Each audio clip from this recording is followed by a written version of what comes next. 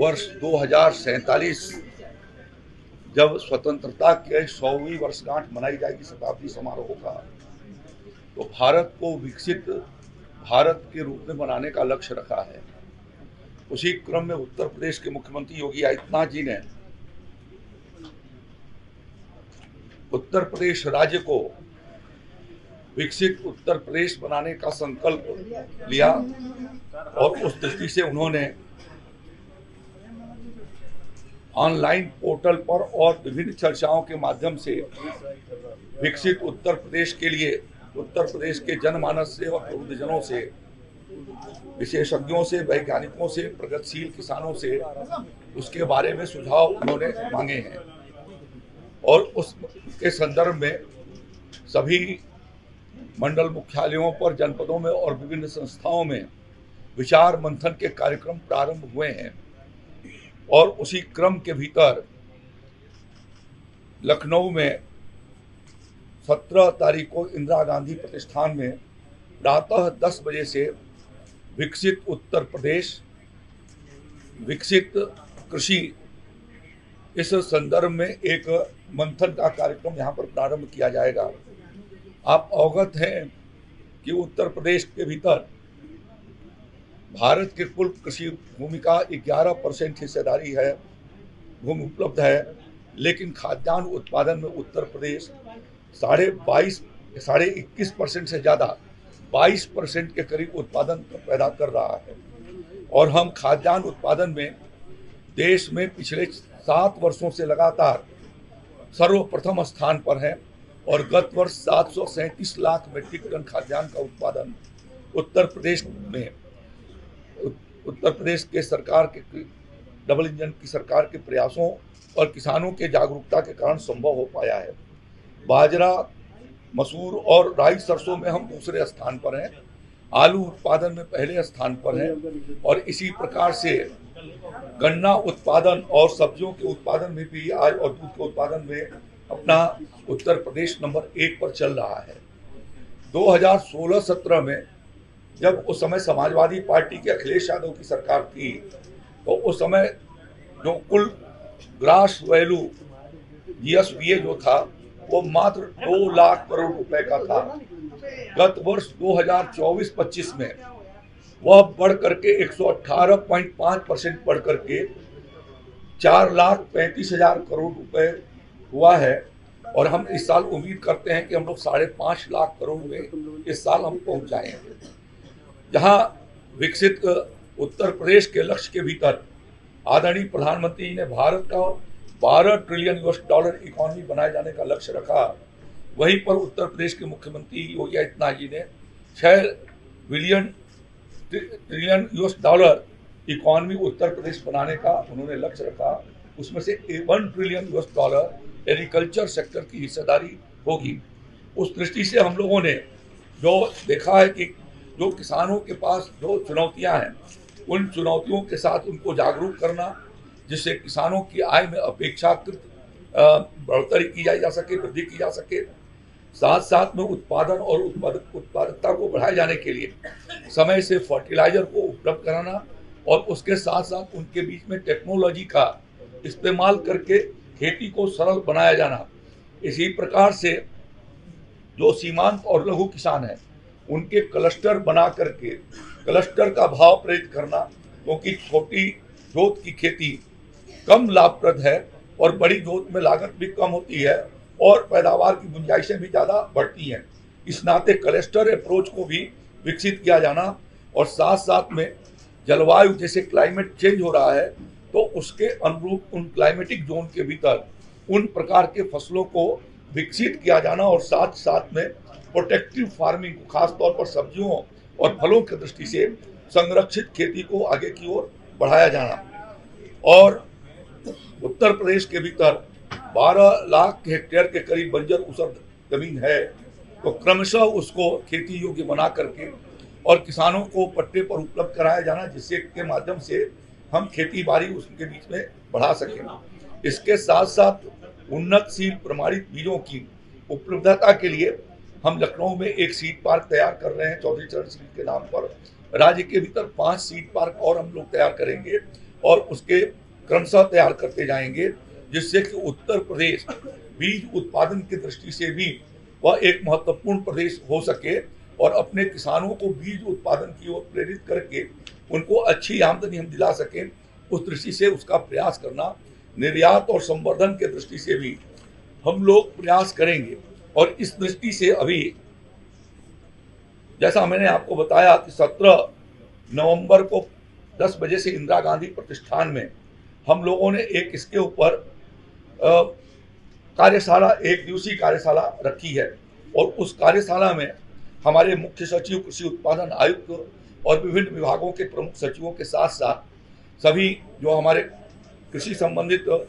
हमारे कुलपति हैं और पशुपालन के कुलपति हैं,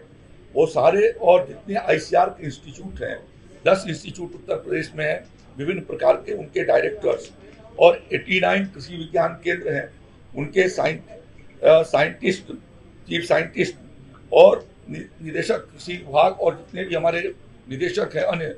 उनको सब और अवकाश प्राप्त भी ऐसे वैज्ञानिक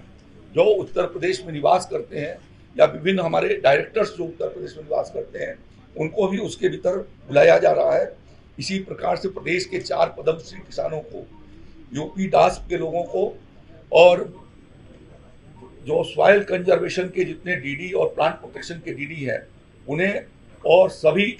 मंडलों से एक डीडी को इस कार्यशाला के भीतर और सभी जेडीएच को हम लोग आमंत्रित कर रहे हैं, जिससे उनके अनुभव और उनकी क्या सुझाव, महत्वपूर्ण सुझाव हैं और उसकी कार्य योजना कैसे तैयार किया जा सकता है, इसके ऊपर एक पूरी कार्यशाला, भविष्य की कृषि की रूपरेखा, जो विकसित उत्तर प्रदेश का विकसित कृषि होगा, उसकी पूरी कार्य योजना के लिए उनसे सुझाव आमंत्रित किए जाएंगे और उसके भीतर ओपन डिस्कशन भी हम लोगों ने रखा है। तो मैं ये समझता हूँ कि प्रदेश की राजधानी में यह अपने में एक महत्वपूर्ण कार्यशाला है। इसके भीतर वो प्रोग्रेसिव फार्मर्स को बुला रखा है जिन्होंने विभिन्न क्षेत्रों के भीतर अपने अचीवमेंट किए हैं और कैसे किए हैं, उनकी सक्सेस स्टोरी। इसी प्रकार से लगभग 20 के करीब जो बेहतर एफपीओ, जो कृषि उत्पादक संगठन और समूह हैं, उनके लोगों को बुला रखा है कि वो उत्तर प्रदेश को विकसित उत्तर प्रदेश बनाए जाने में विकसित कृषि का जो रोल है, $1 ट्रिलियन इकोनॉमी को पहुंचाए जाने में उनके जो अपने अनुभव हैं और जो उनकी सफलता की कहानी है, साथ साथ में जो वैज्ञानिकों के अनुभव हैं, उसके आधार पर हम लोग यह अपनी कार्यशाला संचालित करने जा रहे हैं। उसके भीतर कुछ विशेष हाइलाइट्स हमारे हैं कि digital agriculture, use of digital in infrastructure और एआई का इस्तेमाल, क्योंकि आज कृषि के क्षेत्र में भी आर्टिफिशियल इंटेलिजेंस का बहुत महत्वपूर्ण योगदान है। मौसम के हालात किसानों को हम सही तरीके से अवगत करा सकें, इसके लिए भी एआई की ज़रूरत है। उनके क्रॉप्स के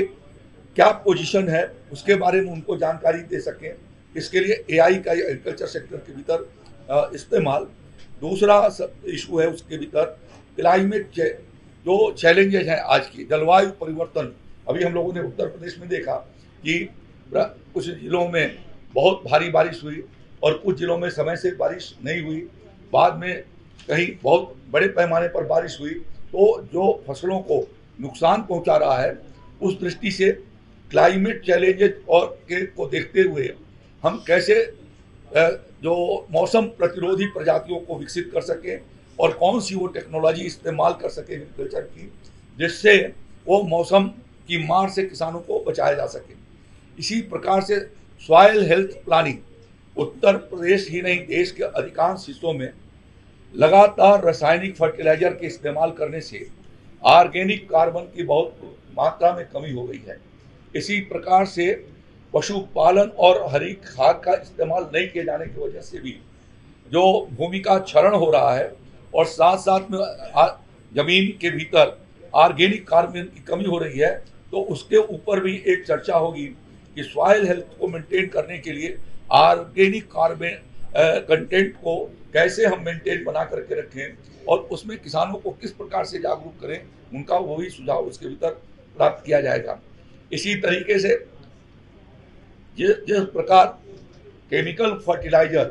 मानव जीवन या पशुओं के लिए भी बड़ी पैमाने पर हानिकारक है। तो उसमें नेचुरल फार्मिंग,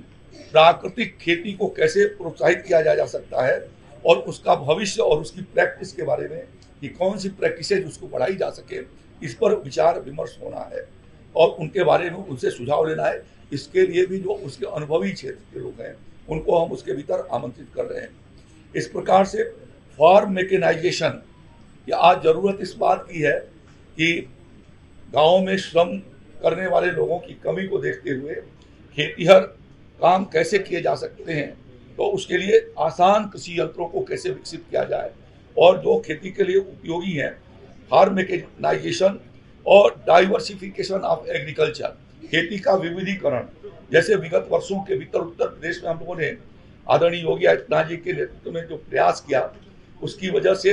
प्रदेश में बड़े पैमाने पर दलहन और तिलहन की खेती बढ़ी है, जो 3 क्रॉप के भीतर सिकुड़ गई थी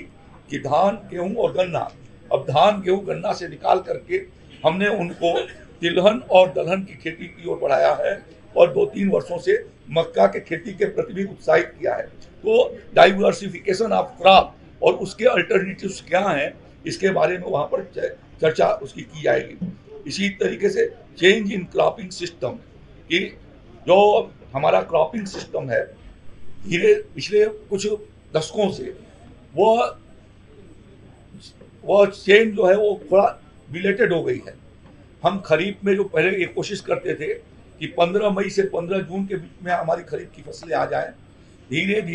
धीरे किसानों ने उसको ले जा करके जुलाई महीने तक कर दिया। धान जुलाई महीने तक लग रही है। नतीजा क्या है कि उसकी वजह से रबी में जो 15 अक्टूबर से 15 नवंबर तक लग जाती थी, अब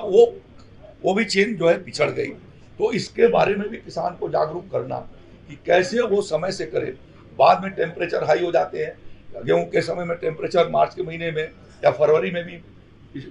पिछले साल देखा गया कि टेम्परेचर हाई हो गया, तो दाना सिकुड़ जाता है। दाना सिकुड़ने की वजह से उसको एक तो उसकी वजन कम हो जाती है, दूसरा उसकी वो दाम भी कम हो जाता है। तो ये इन चीज़ों को उसके बारे में टेक्निकल तरीके से जागरूक किया जाना और उसका डाइवर्सिफिकेशन,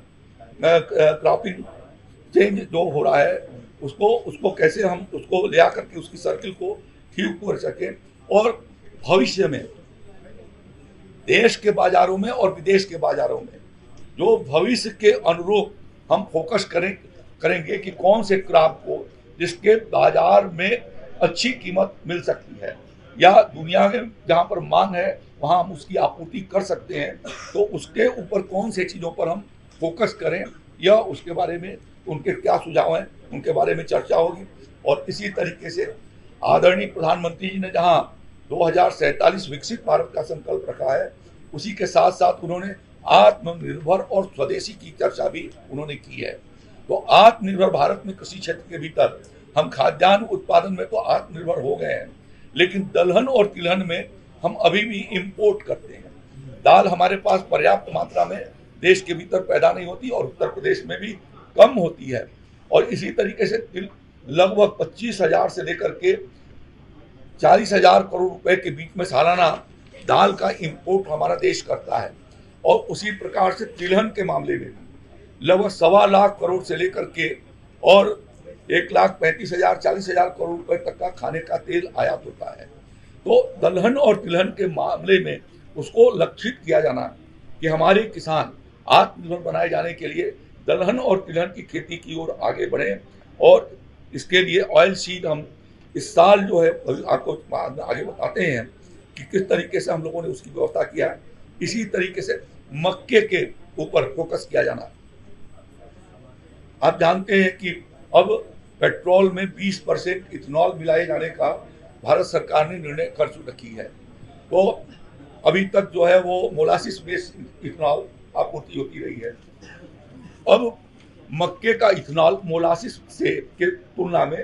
ज़्यादा उसके भीतर इथेनॉल का परसेंटेज आती है और इस नाते इथेनॉल के खेती को, मक्के की खेती को फोकस करना